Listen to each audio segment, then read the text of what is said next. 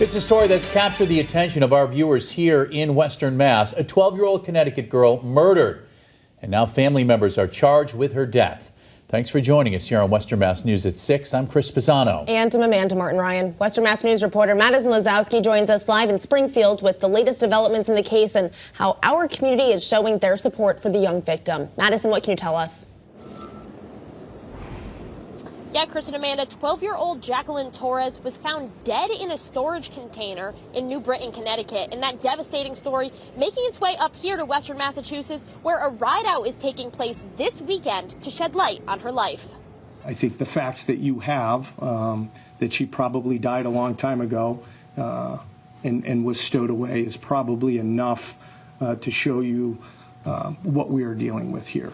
According to Connecticut police, Jacqueline Torres, also known as Mimi, murdered in Farmington last fall. Her body was kept in a plastic container for a full year before being dumped behind an abandoned house in New Britain just last week. Police said they believe Jacqueline suffered prolonged abuse and malnourishment before her death. Police also claiming that the 3 people responsible for this crime include the girl's mother, Carla Garcia, and her aunt, Jacqueline Garcia. The third suspect is Jonathan Nanita, who police say was Carla Garcia's boyfriend. And today, all 3 suspects appeared in court. Carla Garcia and Nanita were charged with murder, first-degree unlawful restraint, risk of injury to a child, tampering with physical evidence, conspiracy to commit murder, intentional cruelty to a child, and improper disposal of a body. Their bonds were set at $5 million.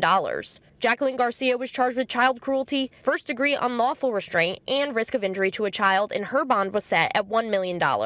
This case is a deeply heartbreaking and disturbing case. Our detectives, with our local and state partners, have worked tirelessly to uncover the truth and to bring justice for Jacqueline. No child should ever have to endure such suffering. As police continue to investigate, the Department of Child and Families confirmed that Jacqueline's siblings are safe and in their custody. Torres' devastating story touching the hearts of communities all the way here in Western Mass. This Saturday, folks will be meeting at 77 West Street in Springfield before driving 40 miles to where Mimi was tragically found in New Britain. A Facebook post about the ride reads in part, "Let's ride out to New Britain and show support to this family all the way from Massachusetts. We will be driving out to where Mimi was found. Bring candles, balloons, stuffed animals, anything you'd like to place in honor of Mimi."